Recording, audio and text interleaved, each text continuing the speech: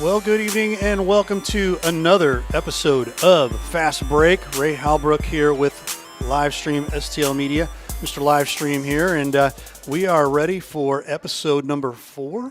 Holy moly, it's episode number 4, guys. And before I get rolling to, we've got this is a little different tonight because 3 of us are here. One is virtual. So I'm going to throw all 4 of us here. One of us is virtual because he's a little under the weather there. Scotty, all the way to our left there. Scott Lotta, how you doing, sir? One of these things is not like the other. That is true. That is true. That is true. Drake in the left middle. How you doing, Drake? I'm doing just fine. Happy to be here. And Mr. B-Cap. Well, we call Drake the Beak. So I forgot. I got to go back. So I got the Freak all the way to the far. The Beak in the middle. B-Cap in the other middle, and then Mr. Livestream here. So we're going to make sure that we've got everything set up correctly here. And, so we're going to kick things off here without further ado really quick and talk a little bit about some basketball. Episode 4 being 1-up.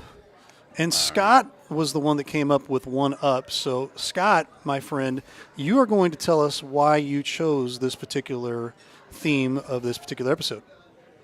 If we have any game aficionados in the audience, gamers, if you will, obviously the old school game people, when you get a 1-up in the game, that means you got an extra life. And obviously going into this part of the season, this is where every win gets your team an extra life. So that's look at 1-up. you. Wow. Being fancy. Wow, that is super fancy there, dude. And very 80s-ish, as usual. It's a 200 IQ play. Ain't nothing wrong That's with the that. new one. There you go. Rounding up a lot. So rounding up, there we go. So 1-up, let's talk a little bit about some Jeffco hoops. And I will continue to turn it back over to Scott Lotta as we talk about the Lady Vikings there who are 16-7. Take it away, Scott. All right, so the Lady Vikings 16-7, 1-2 in the conference. Obviously, the Mineral Area College, I believe they're the Cardinals. They are the Cardinals. They are in the driver's seat in the conference, 22-3, 5-2 in the conference. Although, if you have the graphic, Ray, Three Rivers and State Fair community colleges can either, based on the last couple of days of play here, they could catch them in theory. Okay. I mean, it's a long shot, but obviously Mineral Area College has had a whale of a season so far. Yeah, very interesting. And for 2 teams to be 22-3 and 20-4, and then 19-5, 3-4-5 losses there. My goodness, that is a toss-up there, Scott. The amount of games that these guys put in just unbelievable.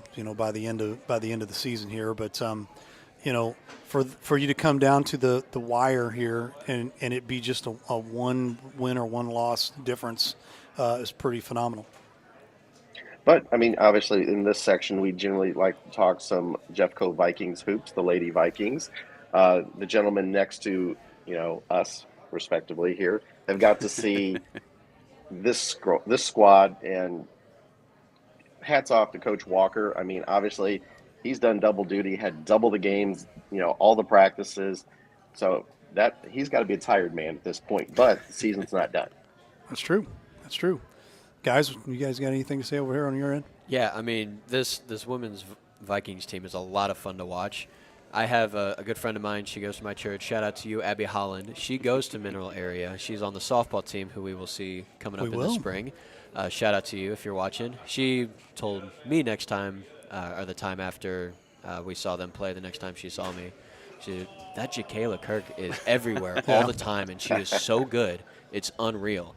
I mean, just look at some of the numbers that she's got. I mean, she's what is that, 58 points away from 600 on the entire year. If you look at the Region 16 stats, like Ray's got up at the moment, first in average in points per games, 23.6, 542 total. Fifth in field goal percentage with 56.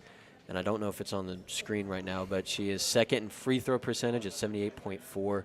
And she's fourth in the region in rebounds per game at 8.3. So you want to talk about a game changer, game game record, game breaker. I'll say it eventually. I mean, get it there. what more could you ask from her? I mean, she's just everywhere all the time, and she's really fun to play too. Yeah, I mean, when you talk about Jacayla Kirk, I mean, the reality is she's driving the team this year, right? I mean, not just, I think, in points. I think one of the undersells that maybe you don't get to see a lot unless you're present or watching a game is just her court management as well. She's a second coach really out on the floor for this.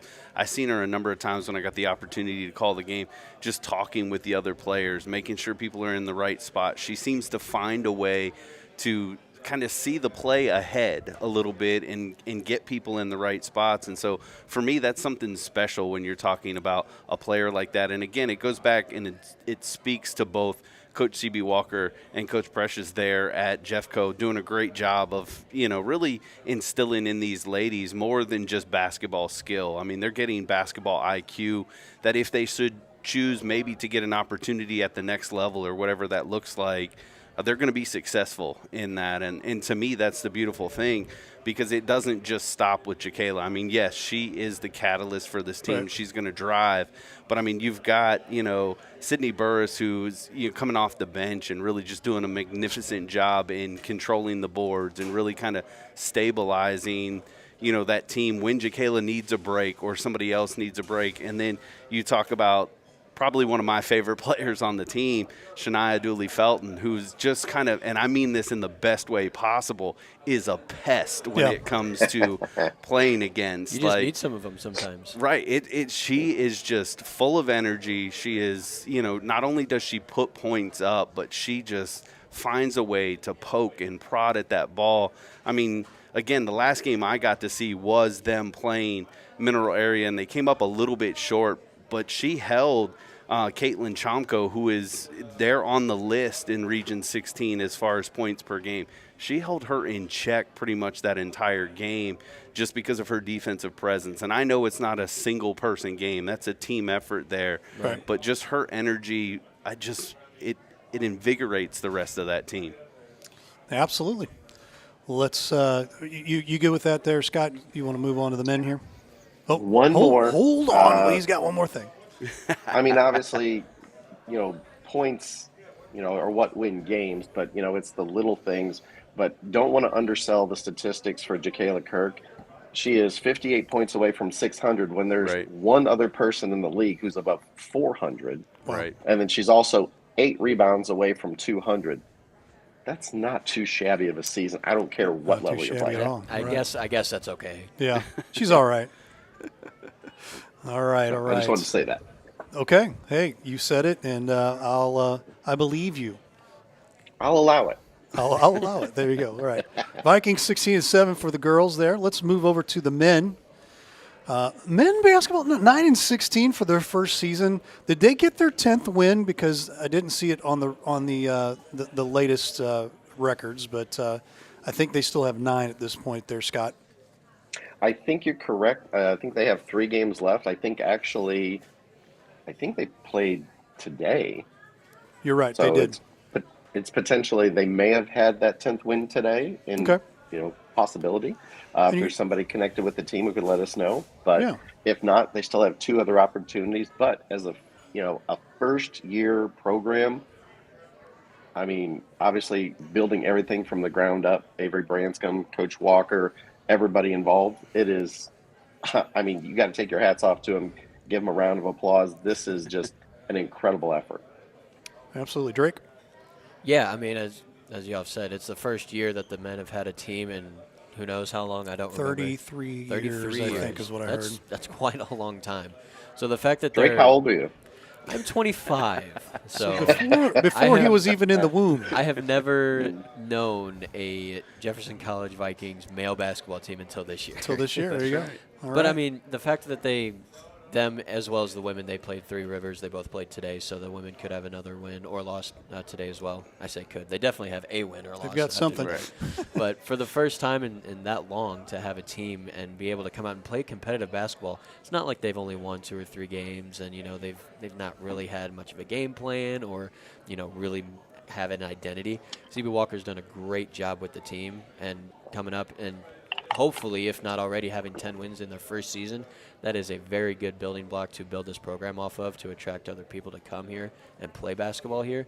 This is, I mean, outside of like a St. Louis City style run in soccer last year, Oh, right? there you go. Okay, gotcha. Had to bring that in. There you go. But Right. it's about as good as a season as you would have hoped for in their first season back. And you look at some of the numbers real quick as well, similar with like Jacayla Kirk being in the top 5 in the region in some stats. Gabe Watkins, he's 4th in the region in 3-point percentage, 41.5%, and Kimo Kanzler is 3rd in the region in blocks with a total of 35. I didn't do the math to average it out per game, but there's people making plays and contributing to the team. So really good first season for him. Brian? Yeah, no, I mean, I want to echo everything that's being said. I mean, I think, anytime you come back from that long of a layover, if you will, to bring a team back, you're gonna run into your struggles. It's just gonna happen. One of the biggest things I notice for the men's is they're a little undersized in most matchups that they're going up against. And it results in them just having to work hard. And, again, a lot of credit to every one of those young men that are out there playing. They're working hard. They're challenging themselves. And then along with Coach C.B. Walker, I mean, again, like you said, Drake, having 9 wins, potential 10-plus wins in your first season back is no small feat. I mean, most programs are lucky if they have a handful of wins at that point. And so, again, are there those occasional games where it seems like they're just out of their league a little bit? Sure. But these are to the top-notch schools and colleges that are in their division conference that they're playing in. But they're competitive, even if it's not for the full length of the game, right. For the full 40 minutes that they're playing.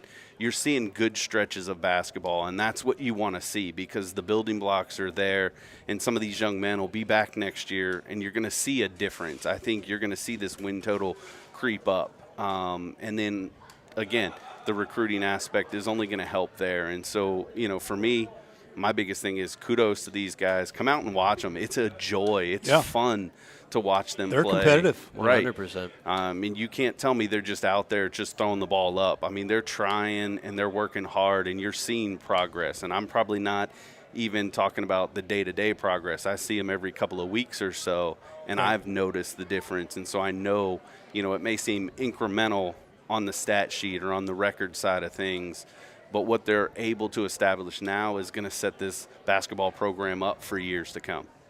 Absolutely. Absolutely. Final thoughts there, Scotty? Well, kind of like we talked about with the women, the Mineral Area College men, 25-1, 6-1 in the conference. Right. They do still have a matchup against Moberly area on February 25th that will decide the winner there. I expect MAC to come out on top, but that's just a guess. But a couple of numbers jumped out at me whenever I was researching this, as far as the Jeffco team. They're 4th most in the conference in three-pointers with 193, so that's a positive. They are second to last in free throw percentage at 64.5. Oddly enough, the team that's below them is Mineral Area at 62.3. Wow. But another thing that I did kind of look at was the turnover ratio for the teams. Jeffco's is almost 2-to-1 turnovers to assists. Mineral Area is almost 1-to-1. Actually, they're slightly better than 1-to-1.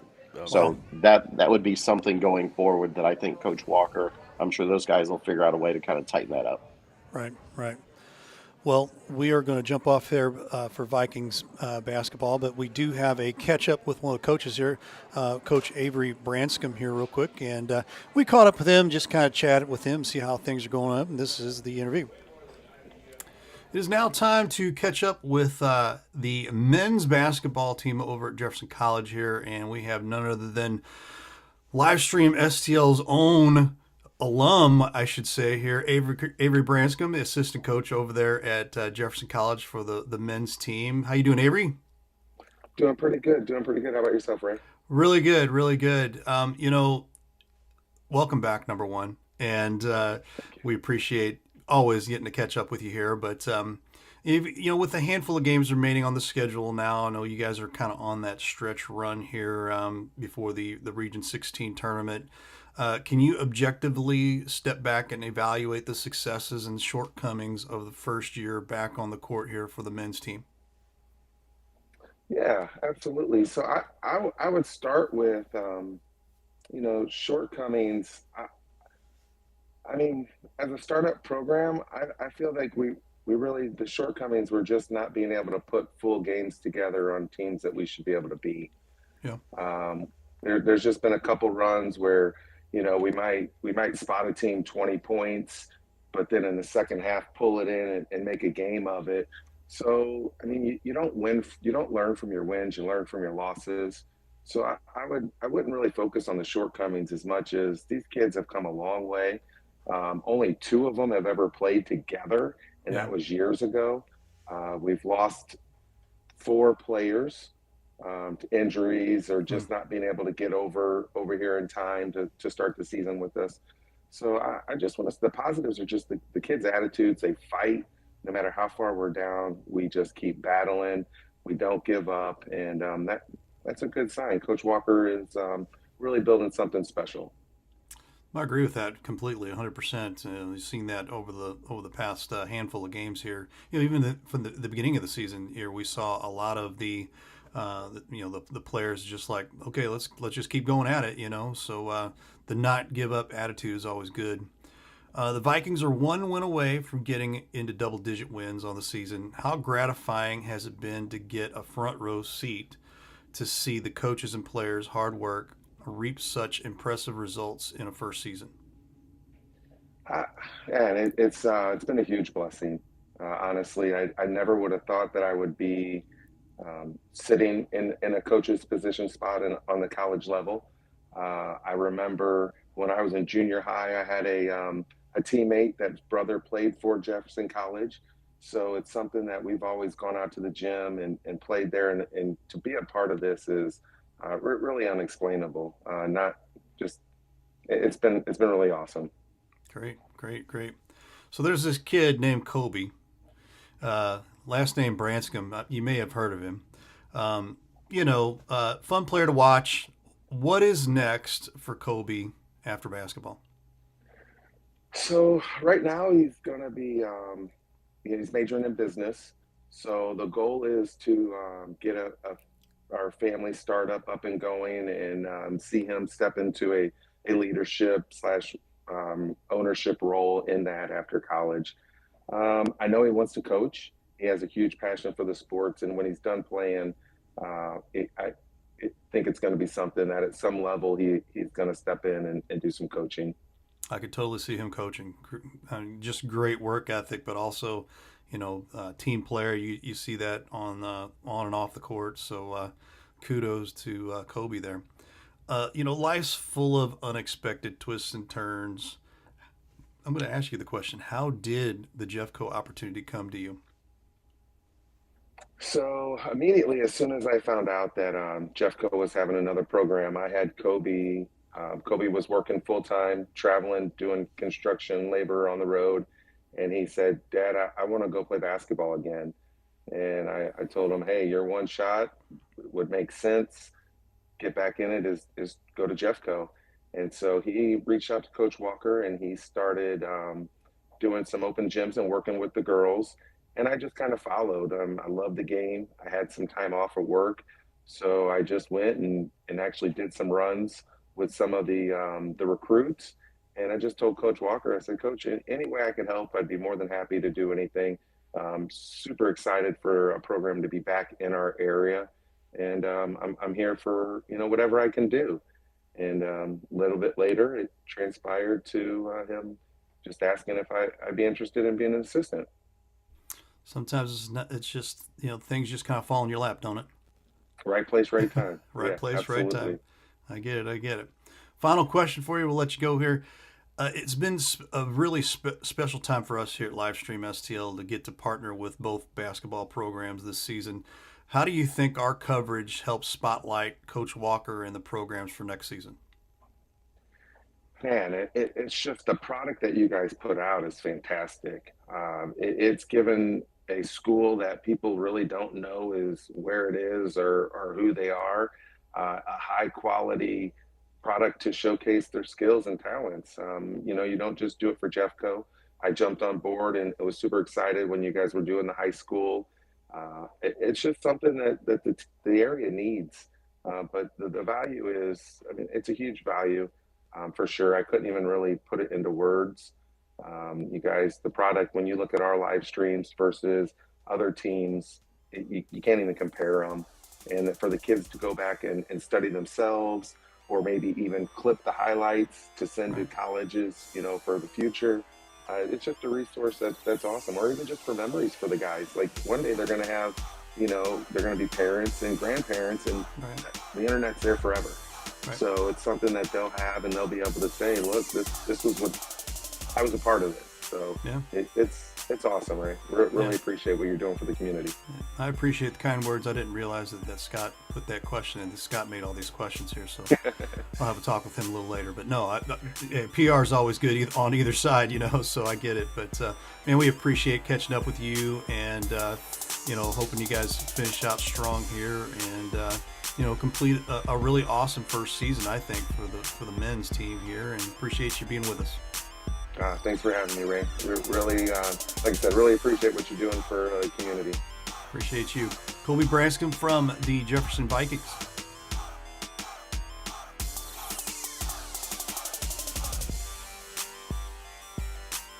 The House Bar and Grill at your Festus Pasta House is your place to watch all local high school sports live. That's right, I said live. Come in and enjoy all local high school sports brought to you live on our 5 big screen TVs from Livestream STL. Also enjoy our happy hour menu, which includes half-price pizzas, discounted appetizers, and drink specials. We are the best place to gather for your local high school sports, brought to you by Livestream STL at your Festus Pasta House on Highway A, where it's always a great time. The Jefferson County Tourism Commission invites you to explore the natural beauty, fine dining, parks, wineries and breweries, scenic drives, historic sites, and even a local raceway. All this and so much more. All these things can be found right here in Jefferson County, Missouri. Plan your trip today at visitjeffersoncounty.com, the main source for all things Jefferson County.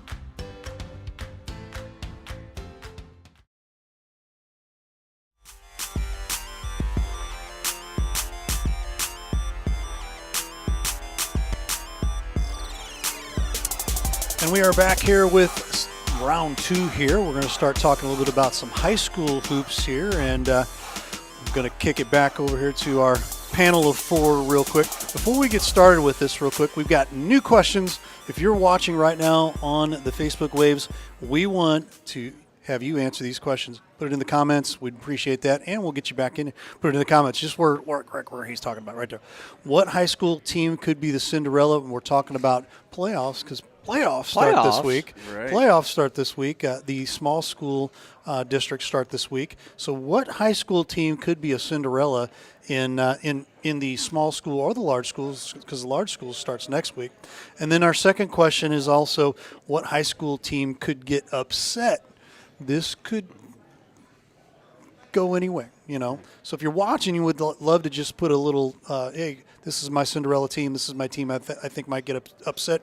Let us know, and we'll continue to pop these questions out here from time to time. But, Scott, we're going to go right into high school basketball, so let's get things started. All right, ladies first.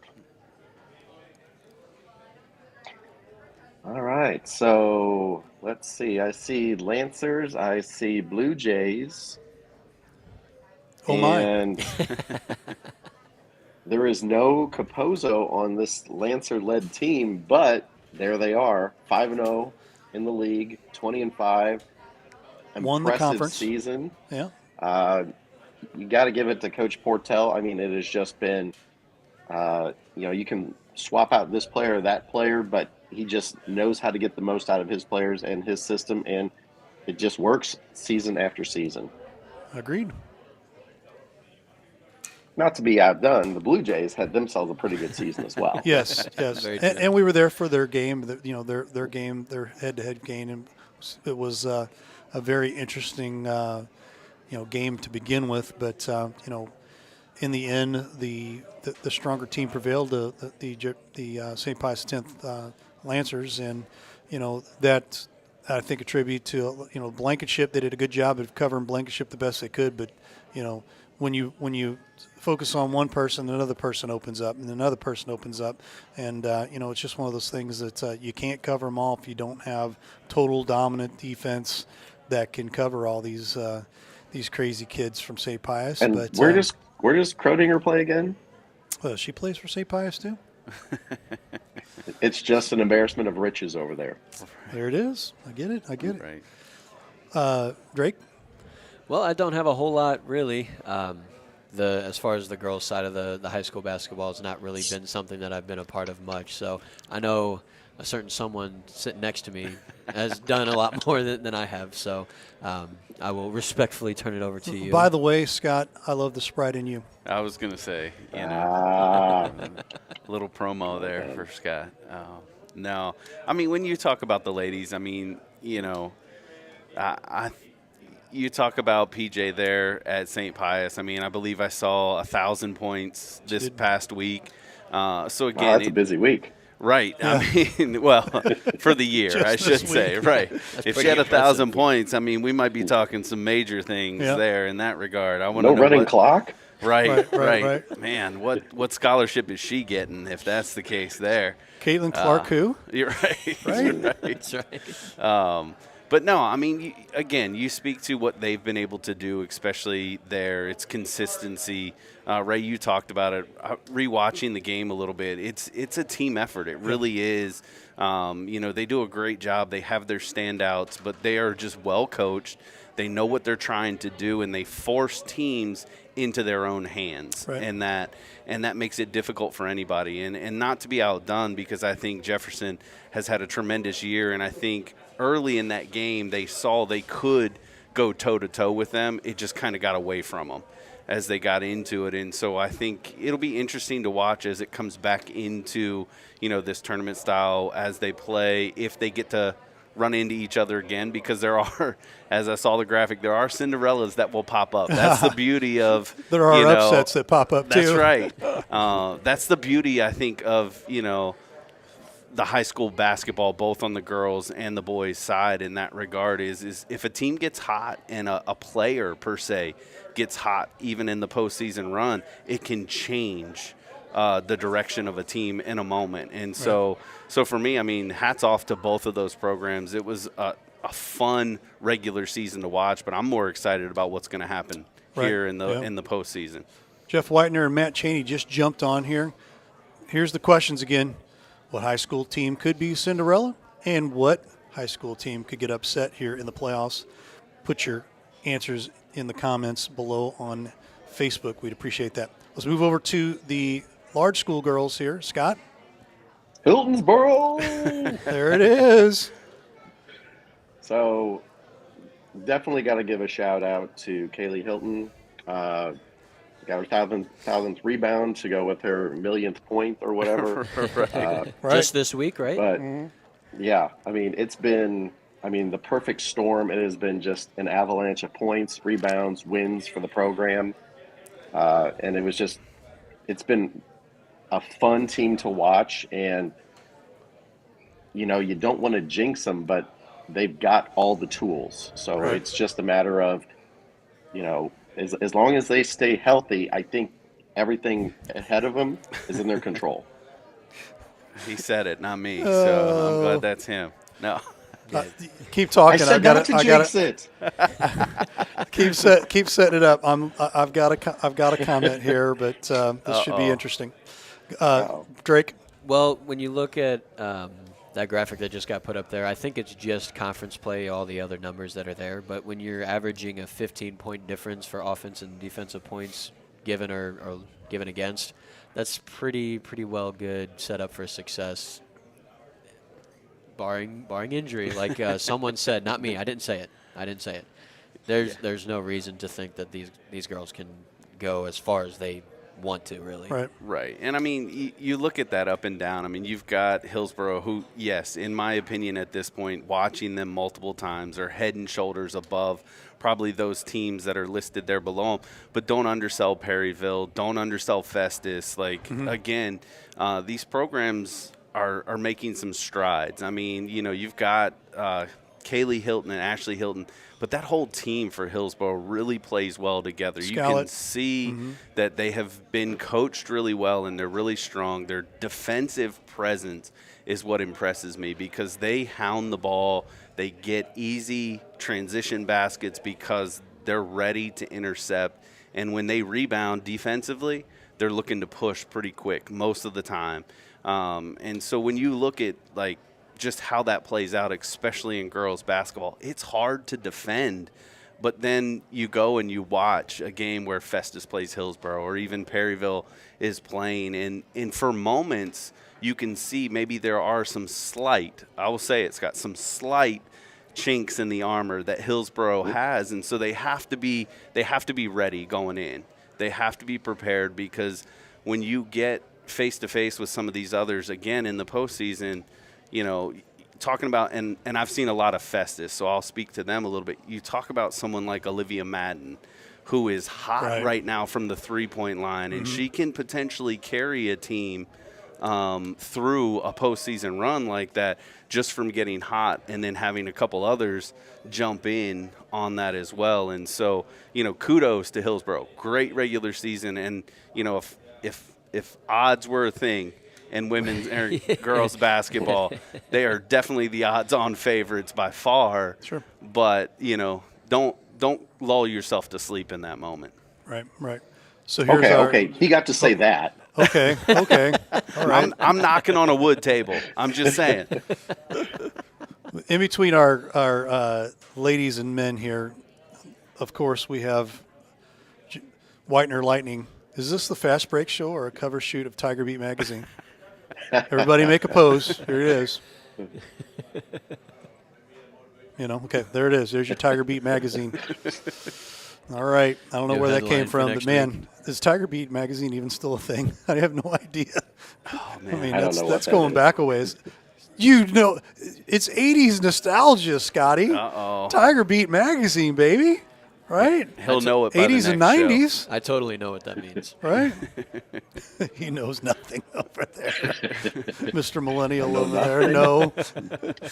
Oh, anyway. Okay, let's move over to the gentleman here. Small school boys, and I'll move this graphic out of the way. Jefferson wrapped things up here. They're 5-0. St. Pius 4-1. St. Vincent and Herky 2-3. Crystal City and Grandview 1-4. Scotty, what would you like to take away from this particular division? Well, I'm going to look at St. Pius sitting there in second place at 4-1. So obviously a good season for them, but just a little bit better was Team Breeze. Team Breeze. Team Breeze. And I mean, 20 wins. Any program that gets to 20 wins in a season, I mean that's nothing to sneeze at. Set a school record. And then to go undefeated in league. I mean, obviously, you know, they've got talent. They've got Weiler. They've got Schnitzler. They've got – I feel like I'm forgetting somebody. I think that's it. No, there's Frisk. No Frisk, yeah. Yeah, you know. Which one? Cooper or Mikey Right. or whatever, you know. Yeah, Mostly Cooper. Yeah. Right. You know, and there is just this gentleman, you know, Nate, that's really kind of taken over in case you guys have forgotten. That's right. Yeah, I forgot yeah. about that. Is that the guy that's related to Alex? It is. Somehow, some way, you know. Maybe related to the coach here's too. here's one here. Our 7 boys could be upset by Pius. It's very difficult to beat a team twice or 3 times this season, and Jeff knows that from experience. Too many times that's actually happened. So. Well, if you have similar talent and you do get to see everything that they've featured, good coaches are going to make adjustments, and any given night, someone could have an off night. As they say, you never know. Anybody else? Yeah, especially with the Pius and Jefferson game that we saw, that we covered. There's no way that if those two teams come up against each other again, that Pius is going to let that happen again. Right. I mean, they got behind the 8 ball really early. They let themselves down in that one. So even if they weren't to beat Jefferson a second time, if they did run into him, there would be a much better showing. And even like Scott said, take your pick on who's going to show up. I mean, me and Matt were at the game against the Gateway Science, the Gators, and it seemed like Nate was a little bit off. I don't know if he was just taking the night off or just something was off, but we got Schnitzler the ball so many times that he was the player of the game, and he was just on fire all night. So between him, Caleb Weiler, Frisk, like Scott was saying, I mean, this team, for odds-on favorite, they're pretty solid, but, you know, like Jeff said, if they run into Pius again, it could be trouble, but I guess we'll just have to wait and see. Yeah, I mean, you know, to Jeff's point, anytime you play teams multiple times in a season, the game plan changes. You know what you're up against. Not that coaches aren't scouting or looking ahead. They kind of know. But once you have that live feel of the game, you know how to set your guys a little bit better. And, again, Drake, to your point, I mean, you know, the only way I know how to put it is when your manhood gets tested in a game like that, you're coming back in that second game, and you're like, this isn't going to happen. Absolutely. Like you're going to put up a different energy and effort in that. And so, you know, from what I've seen of Jefferson this year, they can handle it. But I would look for a really good game should they run into each other again. Absolutely, absolutely. By the way, we haven't mentioned where we're at tonight. We are over at the Pasta House in Festus, and we appreciate the folks over here. Don Bollinger, the great folks over here at Pasta House, man, they are so awesome, been very awesome to us for quite a while here, so we appreciate having them with us. And we will wrap into our last group here, the large school standings of the boys. Hillsboro wrapping things up with a win over Perryville. They were supposed to play last night. That didn't happen. So they're replaying that game or rescheduling that game sometime next week, I believe. And so it'll be interesting to see what happens there. I mean, if they lose, it'll be a tie with Windsor, and that's basically how that will end up going down. Scott.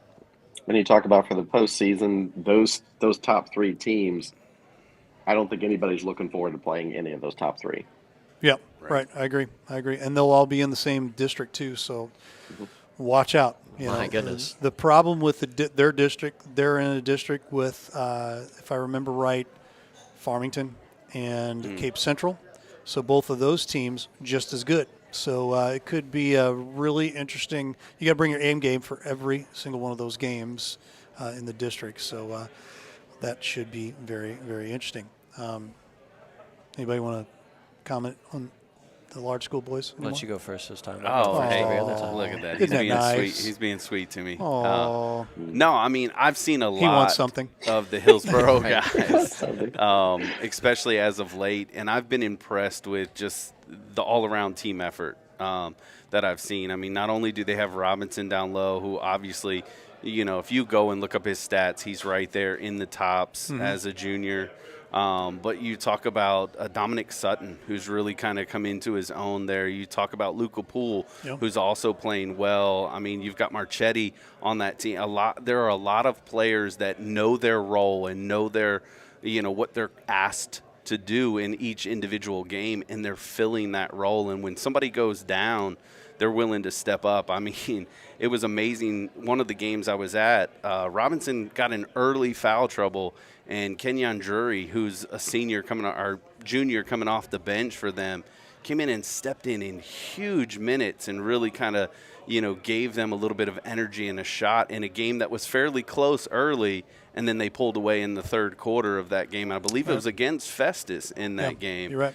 And then you watch that coming out the next time they played Northwest, which isn't a league game for them. I thought it could be a big letdown because they were back-to-back nights. Yeah. And that team just really showed up, and they kind of did the same thing but in the second quarter, really just kind of pulled away from a huge team effort.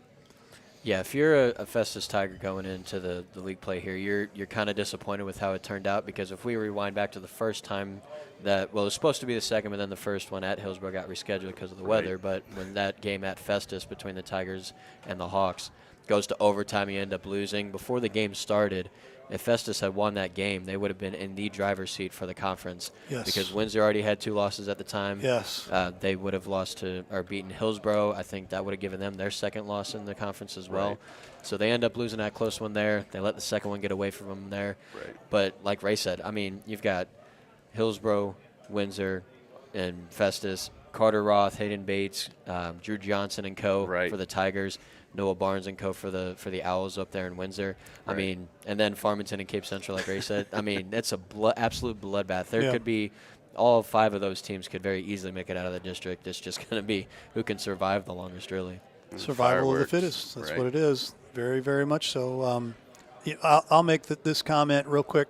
Last week, seeing Hillsborough twice, we were there for those back-to-back games. It was very interesting because they played 2 totally different games. Right. First game they're playing against Festus, and they find ways to just pick at and take advantage of, small mistakes from Festus, and those small mistakes turn into big mistakes over a long run of about a quarter and a half. Right. And that made the huge difference. You go in, fast forward to the game against Northwest. They had to play a complete different game. That's the thing I like about the Hillsborough Hawks team is if you throw scenario A at them, scenario B at them, and it's a different scenario C at them, they don't get rattled. They're just like, okay, so we're going to figure out what are you doing with us here, and they find a way to, okay, this is where it's at. We're going to pinpoint, and this is how we're going to combat it. And so they've been able to do that. I mean, it was a big deal to me. I think that they beat a team like Northwest, who's a Class 6 team. Right. And it's a that's no little feat against 2 bigs that were bigger than any single one of their kids. That was the other thing. Yeah, and I'll jump in real quick. I'll make this quick, I promise. You talk about Hillsborough and watching them back-to-back nights like that.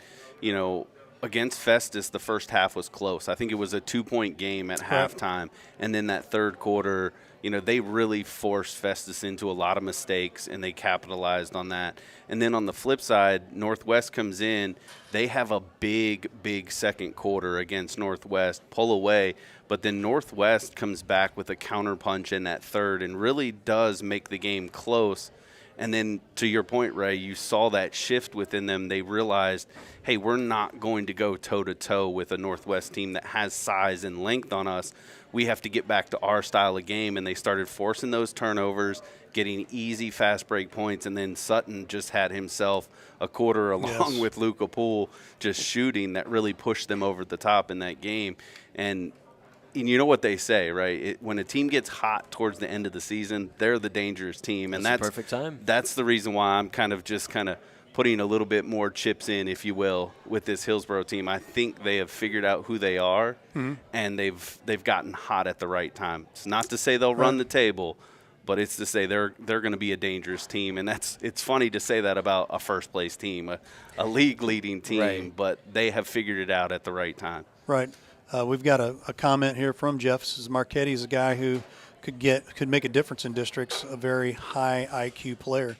Agreed. I mean, he's one that we haven't had as a player of the game or anything. So I mean, it's you never know. We might be able to pull that off maybe in a sectional game, something like that. But got to get there first. That's the important part there. So let's run over here. We're gonna have to roll through here. This is the JCAA Top 5. We're going to switch gears here real quick and talk a little bit about our small school girls. And these are our top 5 as of yesterday. Brooke Blankenship, 14.3 points on the season. Catherine Wakeland, 13.3. Lexi Walker, 13.0. Jillian Jarvis at 12.5. And PJ Krodinger cracking that in there at 12.0. And any thoughts on any of those guys, gentlemen, ladies? I should say, any of those ladies? Eagles. Eagles. Oh, I don't know why you would say that. No, Eagles. That Lexi Walker and Kathleen Wakeland. Look at those Eagles. Right. I mean, Yeah, hats off to all those ladies. I mean, we talked a little bit about Crodinger. We talked, Scott, you mentioned Blankenship and what the Lancers kind of have been able to do this year. I mean, it's tremendous to watch that. I haven't personally got to see Catherine or Lexi play, but I mean, when I watch videos and watch what they're doing, it's fun to watch. I mean, a lot of times, and maybe there's a misnomer out there about girls basketball that it's, a little under. It's more fundamental, if you will. But I tell you what, if you haven't gone out to watch a game or you're not watching them here on live stream, you're missing out because there's a lot of fun. Watch them on live stream STL. That's right. For sure, yeah. I mean, I've got a couple other numbers here. If you go on the STL Today, the Post-Dispatch website, and you can kind of sort by the area, which is really like Jefferson County, St. Louis County, like a bunch of schools around, a lot bigger schools as well.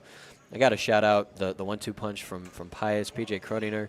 Not only is she on the top 5 in scoring here, but she also is 10th in the area in steals with 4.43. Right.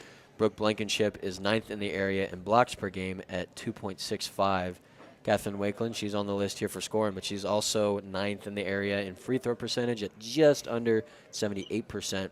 And she's not on the list for scoring, but shout out to Megan Wood from Jefferson. She is 14th in the area in steals per game with exactly 4. He brings stats. So, he did. He was on it today. Oh, yeah, and I've got some for all 4 slides that we're going to do here. But it's just that impressive. He brings more the stats than just one. That's right. How about that? It's just that impressive that, I mean, we're talking like huge schools in the city, and there's like countless. I mean, I don't know a number, but I would think close to 100 schools that could be on this list here. Yep. And for these ladies to be on here in the top 20 in these categories, very impressive. So shout out to you, ladies. Very well Jeff done. Whitener is blushing because he's the stat guy too. Matt Bates as well from time to time comes in with a couple of stats from time to time. But okay, let's move on to the large school girls. This week, Ashley Hilton, the Hilton girls, they will both be in there. We've got a new one, and we want to apologize to the Perryville folks. Sometimes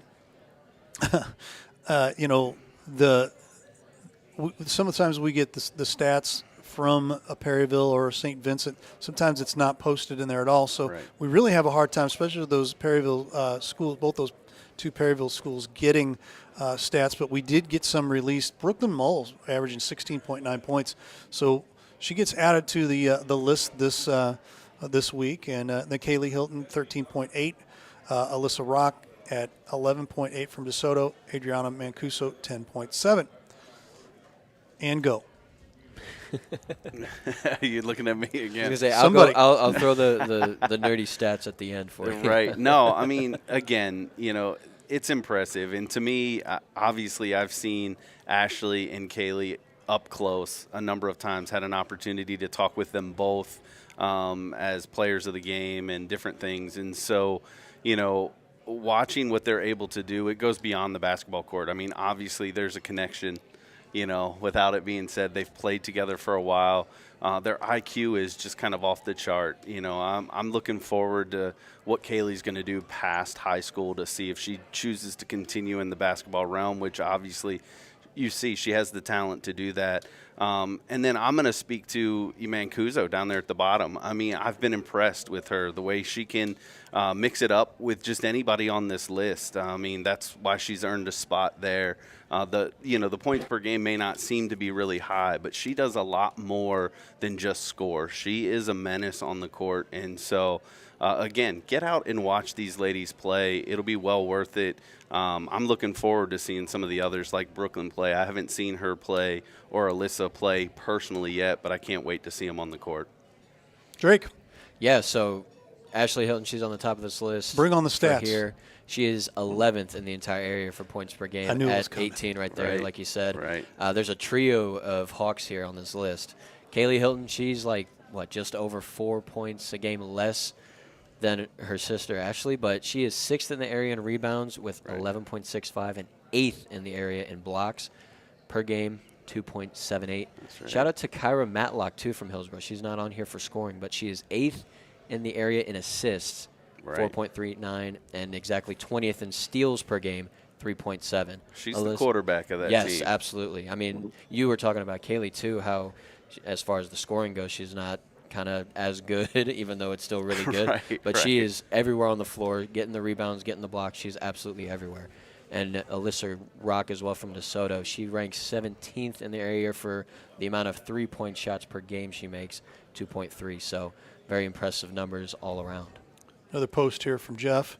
Brooklyn Mall is a long, rangy player who can work inside or out. She is also very good on defense. She has signed to play soccer for Jefferson College. I got cut off, but she will be playing soccer over at the Borough. Nice. So there you go. Works for me. Congratulations. And then also Kaylee Hilton will be pitching for Jefferson College softball next season. We get to see her again. That's yes. right. What can't she do? I don't. That's right. My goodness. Well, usually if you're pretty decent in one, you're at least playing one other sport, and usually pretty doggone good at it as well. That's just kind of the pedigree over there at Hillsboro from time to time. Pretty good, I'd say. So, Scotty, I know you've been kind of quiet. Anything you want to say over there? I think the gentleman covered it well. I don't have any stats per se, but just the eye test of everyone that I've seen on this list so far this year. Definitely intrigued to see what they can do, as we get deeper, into February, possibly into March. Yep. There you go. All right. Moving on to the JCAA Top 5 Small School Boys. Mr. Breeze at 21.6. He's actually down a tick. He was averaging 22 last week. John Whitman at 18.9. Weston Hopper at 17.7 from the Grandview Eagles. Caleb Weiler from the Jefferson Blue Jays at 16.3. And Tanner Duncan back in, 15. That's where Breeze's points went. That's where Breeze's points went. Caleb Weiler pops back in there. Duncan, he's made it, was in there for a couple weeks, then he was gone. Now he's back. Weston Hopper went from not being on there at all the way to number 3 now. It's been Breeze and Whitman. They've been the 1-2 the entire time. But you take a look at the difference in all of the, from 2 to 5, there's only 1 point in between each one. Some of it's less than 1 point. So it's really interesting how this is going to pan out by the end of the with the districts and all that fun stuff. That could make a huge change in some of these top 5 rankings. You want me to start, or you Anybody? ready to go? Anybody? I thought Drake was going to go. I know. I was waiting for it. Like, Drake, jump Stick in, your beak man. in there. All right, fine. Come all right, on, fine. Beak. Well, he's at the top of the list in scoring, rightly so. He's 15th in the area, all around the area with 21.6. He's also 10th in assists per game, 5.2, and 3rd in steals per game, 3.64. So you want to talk about an all-rounder, someone who's really good all across the board on the court. Congratulations for one heck of a season. Got to 1,000 points as well. That we kind of showcased that on the last episode. Just a really good player. Patrick Flanagan from St. Pius, one of the teammates for Whitman there. He is exactly 20th in assists per game in the area with 4.56. And Nate Breeze's partner, Caleb Weiler, he's 4th on the list here in points. He's also 18th in the area at rebounds per game, 9.6. So pretty solid stats from all the boys all around. Yeah, I would say so. I mean, again, I think everything that we've kind of said has been right on the point. I mean, you look at some of these, kind of what stood out to me a little bit is I've gotten to see Tanner Duncan down there for Herculaneum, and just, he's starting to shift his game a little bit. He can shoot from the outside. He's pretty good. But I've seen him make adjustments because other people know that as well. And so they're definitely keying in on that. And he's been able to create a little bit more, get some shots. I'd be interested to know. I didn't look at the stats, Drake. Sorry. But to That's see, my thing. It's okay. Right. To see if his assist numbers have kind of climbed as well, because, he is becoming one that is starting to kind of take on this, I'm going to get other people involved. It's not just going to be me carrying the load for that team. Yeah, and they're a pretty young team as well. I think they only have 2 seniors on their team this year. So, if everyone stays put and sticks around, they're only going to get more experience and improve in that area. So they could be looking to cause more of a ruckus going forward here in the next year or two. Absolutely. Scotty? Obviously, Mama Dunk, I'm sure, is very proud to see Tanner on that list. And T-Dunk. It's hard to believe, but he's what, a sophomore? Sophomore. Right. Yeah. So, I mean, and you just think about the family pedigree, as far as like Jordan, and that whole family, the way that they're, just so athletic. I mean, he's just got the bell curve going up, going for him. Good stuff, good stuff. And we will wrap up our top 5 with the large school boys here. Colin Diebold of Seckman at 22.8 points on the season. Stephon Higgins from Northwest at 22.1 points. Noah Cash Barnes at 19. He has crawled up the ladder here. He was not even on the ladder there to start, now he's at 3rd. Hayden Bates, 16.5, staying solid. And Dominic Sutton makes a first ballot bid here at 14.8 points. And again, you take a look at, all 5 of these guys. I mean, you want the ball in all 5 of these guys' hands. They're just flat out scorers. Yeah. And if you're going to ask me which one do I put, all 5 of them go. It's the first person I'm putting into their hand. Any of them, I trust all 5 of these guys to be able to, get me the last second, shot for a win or something like that. So, Drake, what's your thoughts? Yeah, I mean, all 5 of these guys, like you said, they're just absolute game changers, especially Noah Barnes there for Windsor. I know that's kind of his thing. Whenever I look at the stats for the area, he's the only one that's both on this list and made the list on my piece of paper here. Ooh. So he ranks 15th in three-point shots made per game, 2.64. He's also 6th in the area in free throw percentage at 85.4. A couple of other Festus kids that are not on the list here. Shout out to Carter Roth for being 12th in the exact same as Noah Barnes for made three-pointers per game. He's actually making 2.82 per game, so just a little better. And Drew Johnson is 2nd in the entire area in free throw percentage at 86.2. Got a couple more here as well. Evan McClinton, he's 7th in free throw percentage, 85.4. And Greg Robinson from Hillsborough is 12th in rebounds per game at just over 10 and 14th in blocks per game at 2.5 exactly. I think the big takeaway is not only can people from this conference in this county score a lot of points, they're pretty darn good at their free throws. Yeah. Got to make it free throws, guys. Absolutely. That's what it comes down to. They're making it count, you know. And again, I've only seen Colin on video. I haven't been able to see him, but obviously he's impressive. I mean, to be able to score the ball at that clip at any level is going to be, fun to watch. And then obviously just getting a chance to see Higgins play for me, it was enjoyable watching him because he is one, Ray, to your point, he can put the ball on the floor and kind of create for himself, or he can just get down on the block and you can drop it in there, and he's got a wicked little spin move that he can mess up the defender pretty quick and get an easy basket for himself. And then, you couple that with his size and length, easy rebounds and putbacks for him on that side. But don't undersell Hayden Bates. That young man is just full of energy. He finds a way to score. He is strong, especially down under the basket. I mean, you would think that I say undersized. He's not undersized, compared to me.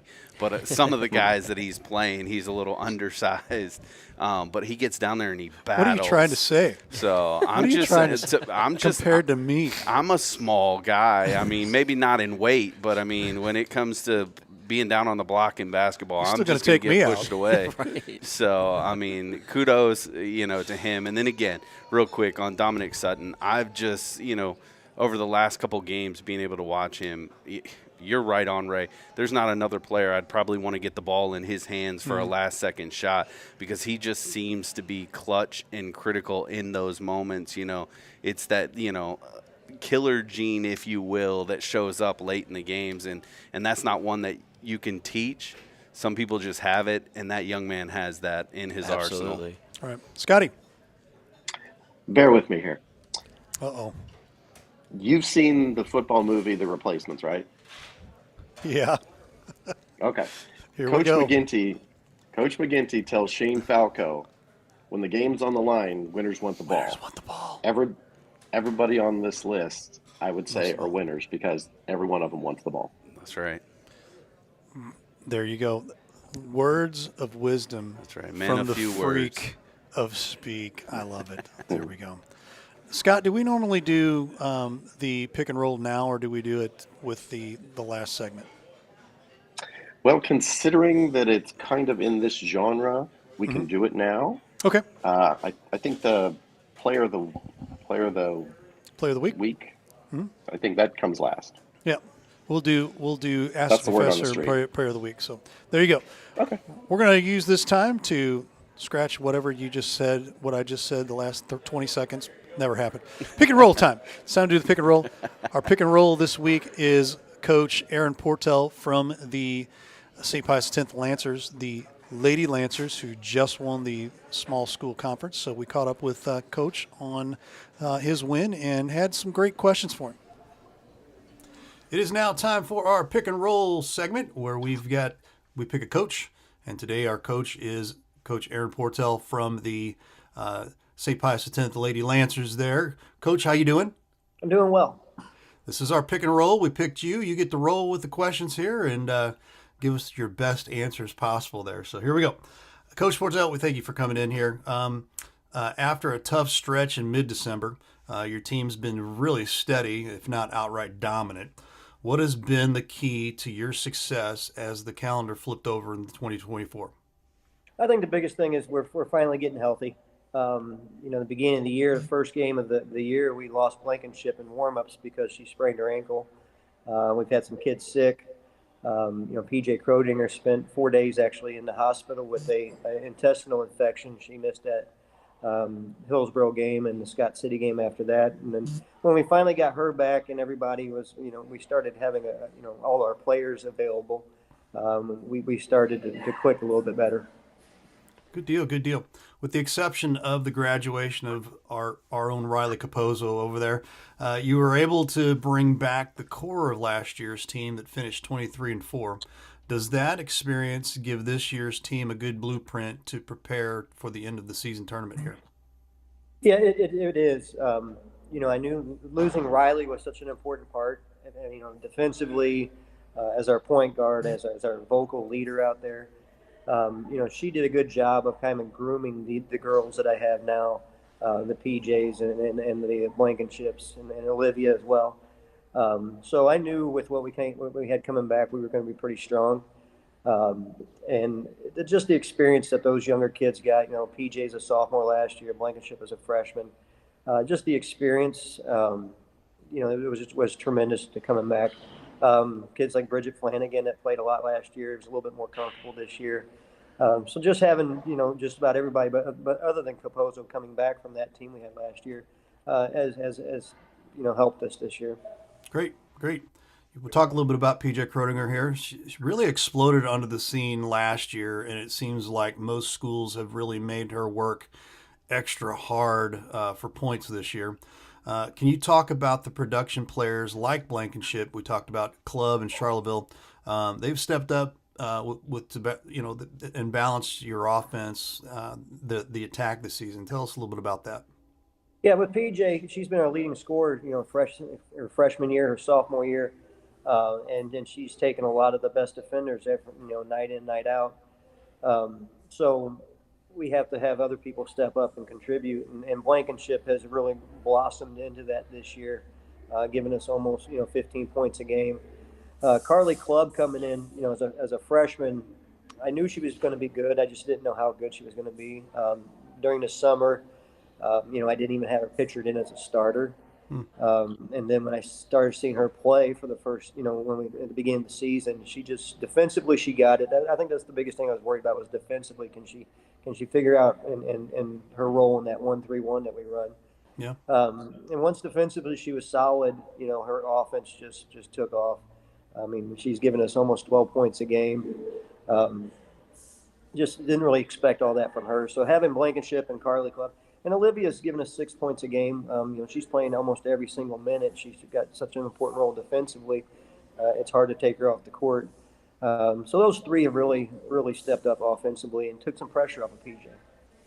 Excellent. Last question for you here. You've got some great senior leaders on the squad. What will you miss or reflect on most for that group once the season is completed? Yeah, we have some great seniors. Olivia's really my only starter. but Lauren Brown, Brooke Mann, Emma DeCosti, they're such great kids. Our senior day, we in the locker room before I got back there. All the underclassmen, I go back there and all the underclassmen are just sobbing in tears, and you realize how important those seniors are to those underclassmen. So their leadership has been tremendous. Again, hopefully, next year when they're gone, those underclassmen, those juniors, those sophomores, kind of take on that role of being those leaders. We appreciate the time, sir. Thanks so much again, and good luck to you during the playoffs here. Hey, thanks for having me. That's Coach Aaron Portell from the St. Pius X Lady Lancers.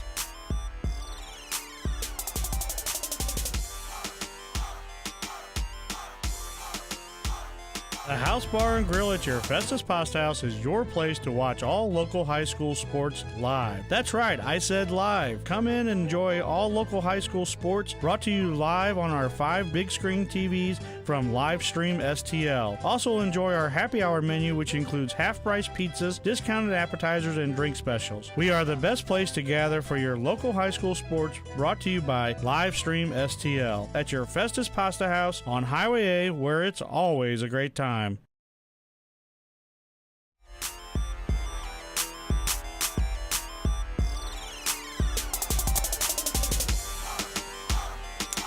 We are back with our final segment. Doesn't matter what Drake does. When he sees the camera, oh, it's on me. Hey, You gotta wave. How you doing? Gotta let How you doing? everyone know what's up. There it is. It's your stick, right? I'm sticking with it. That's right. Our final segment here. Let me turn the music down here real quick, and we are going to ask the professor. Let me get this set up right. Is this the right one? No, that's Player of the Week. Here it is. Ask the professor. It's Ask the Professor time. Again, Coach Lee Richardson not being able to be with us because he's doing bigger and better things, literally. And I really do appreciate that he's able to do that. He's able to help out the folks over there at Lewis and Clark College. Yeah. And How did he get that gig, Ray? Somebody saw him on this episode of Vikings basketball on Livestream STL. So that's all I got to say. Pretty impressive. So There you if go. you want to get leveled up, you want to get one-upped. Ooh, did you see very what I did good. there? Nicely Very done. good, Look at Ray. him. Very good. He's on it. Where's my ding bell there? That's right. I got 2 points for that one. Okay, cool. You did it! Look at you! Ow! I like it. I Unreal. like it. Anyway, Ask Professor. So we had to switch gears again, and this week's Ask Professor was a great interview with Kim Schmidt from the Windsor Owls, and this is our Ask Professor segment. It is now time for our Ask the Professor segment, and Coach Lee Richardson not with us again this week, but we do have none other than Kim Schmidt from the Windsor Lady Owls. How you doing, Kim? Good. Thanks for having me. Awesome. So you get to be a professor this week, and so anything goes here. So whatever you can contribute to, give us some positive feedback on some of these questions. Scott's the one who breaks these questions, so don't shoot the messenger here. But it is what it is. But so coaches can strategize and game plan for their team, but once they step on the court, the game is in the hands of the players. Usually coaches have one or two leaders on the court that act as an extension of the coach's voice.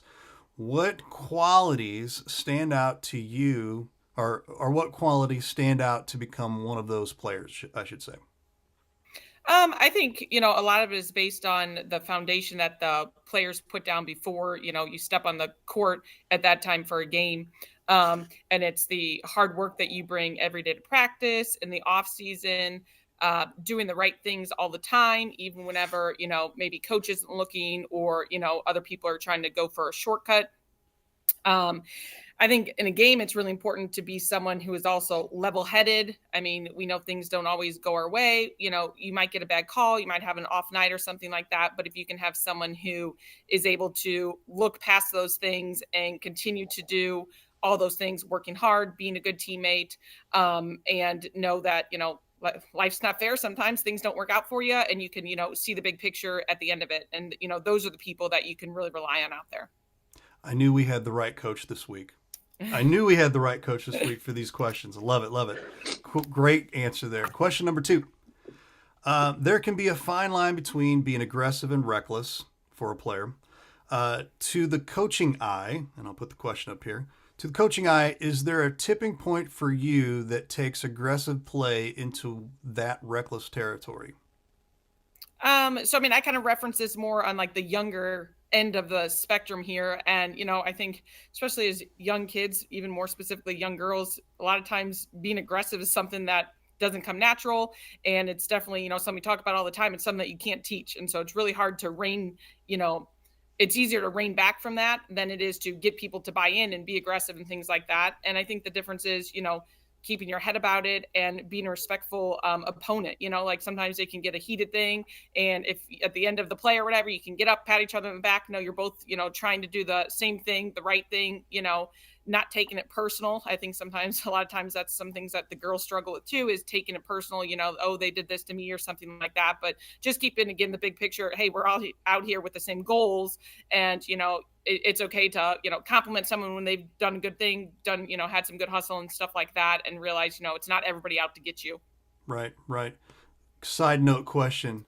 Who has a harder time with that, the boys or the girls? I think the girls. I think you're I think right. Girls have a lot more feelings and emotion about things, and boys can, I think you're walk right back on the floor and be okay with it. A little easier for it to roll off their back, right? Mm-hmm. I get it. All right, question number 3. Not every player can be a dominant scorer, but there are secondary skills such as passing, rebounding, defense, and things like that. What would you tell a developing player who may not have found the confidence in their shot yet? I mean, it's something, we talk about at the high school level too, because you don't need, it's great to have a team of all scorers, but that's not a realistic thing. And when you have that, then you're clearly going to be missing out on some of the other skills that you need. And, we laugh a lot at our team and talk about more like the Dennis Rodman effect. And, if you know your role and you do it well, that's great. I don't need you. I tell people frequently, I don't need you to put up 20 if you can do the other things. If you can rebound, if you can consistently rebound, it's hard to take you off the floor. If you could be the best defender, it's hard to take you off the floor. Gotcha. If you can pass the ball, find other people offensively and stuff like that, then, that's just as valuable as putting the ball in the hoop. I get it. Love it. Last question for you. We'll let you go here. Obviously, clutch shots get a lot of hype and attention, but what other types of plays and or actions get you fired up seeing from your players? There, similar to, we just talked about how there's a lot of other skill sets that are involved throughout the game. And a lot of times, especially as spectators or maybe as parents, it's hard to see past just the scoring. And there can be a lot of other things that are the reason for a team's success while they're out there. And knowing, again, what your skill set is and doing that to the best of your ability. And then being able to step up whenever things aren't going well. If scoring is your thing and you're having a bad night, but you can, go play lockdown defense and do something like that, that's just as valuable. I think that sends a message to your team as, I realize it's more about the team than me individually. And, I'm willing to do whatever it is that I need to do. And then another thing too is just, the kids who perhaps don't see all the playing time, but they still do all the right thing and they're putting in the time and stuff like that. Whenever they're able, they get called on and they're able to have success. I think that's always, something fun and cool as a coach, because those are the kids you're rooting for. And they might, other people, again, the spectators and things like that, they don't get to see that kid in that situation. And they don't get to see all the things that they've, put up with and work through all season long. And so whenever kids like that, who don't normally find this success, find it, that's always really rewarding as a coach too. Awesome. Great answers, girl. That's all I got to say. We always love catching up with you each year and, seeing what's going on over at Windsor High School, and the girls program always strong. And we appreciate the time being our Ask the Professor this week. So we appreciate it being with us. Thank you very much. Thanks for having me. Thanks so much. It's Kim Schmidt from the Lady Owls over at Windsor. All right. And we are Nicely back done. again. She did a good job, didn't she, Scotty? You did great. Yeah, I thought she pulled that off really, really well. Love catching up with these coaches. And, you know, we really kind of put a lot of this towards Lee Richardson, but it's been one of those things where very interesting answers from some of these local coaches here, too, as well. So it's been really cool. Very cool. It is now time for our Player of the Week. And we have none other than, drum roll, Caleb Weiler from the Jefferson Vikings, the Jefferson Blue Jays, I should say. And we want to say thanks so much for him being on. And he had one heck of a game earlier this week. And this is the Player of the Week interview. It's now time for our APB Storage post-game show time here. And we have none other than Caleb Weiler, our Player of the Game here. Coach, you got the honors. 76-53 win. Caleb Weiler, our guest. What a game, dude. Thank you. What a Appreciate game. What a game. You guys seem to dominate from the get-go. Yeah. Right? Yeah, we started out really strong. I mean, three-pointers were on at the start. Then we started moving the ball. Transition was there all night. It looked really good. Then you guys start popping from the outside. Well, they got to come out. Yeah. Well, now you start going inside. Yeah.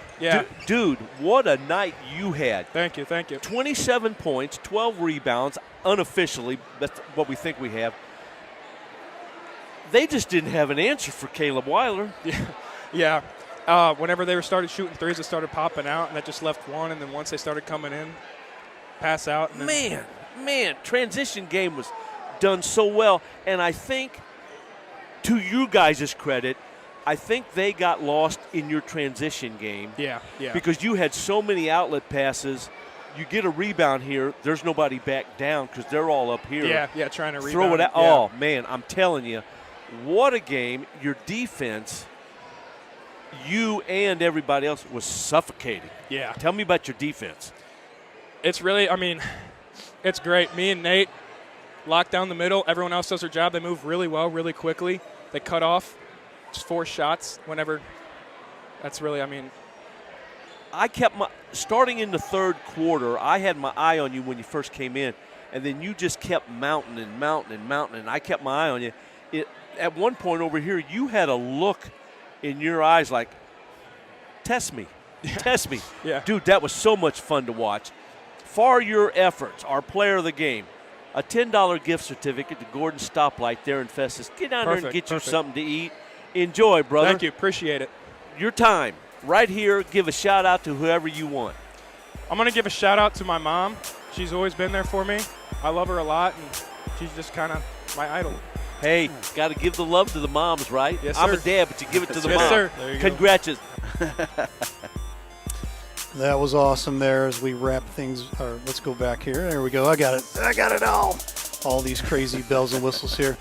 Man, does Coach Woody put on a good interview or that what? dude is so awesome. We were sitting there talking about that during the break here. So much exuberance. Yeah. Right. And just engaging. That's the cool thing. And we just brought him on. He was afraid of doing basketball. He's great play-by-play for. Well, he's done football. He's done baseball predominantly, but we brought him in for basketball. Man, he's just bring it on. Let's go.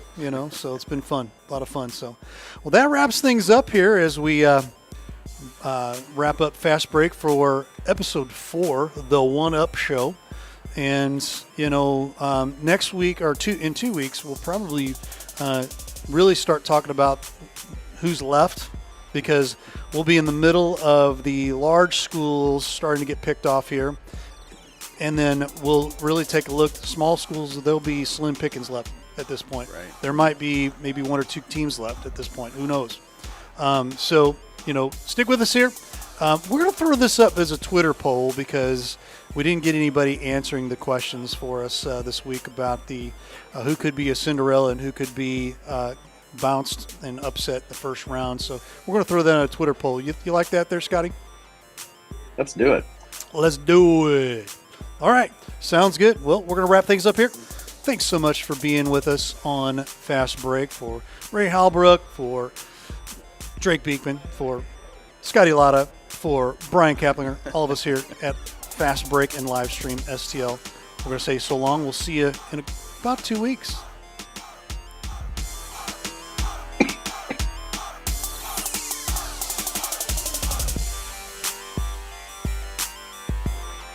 Thanks for watching today's broadcast. Any unauthorized use of this broadcast without the express written consent of Livestream STL is strictly prohibited.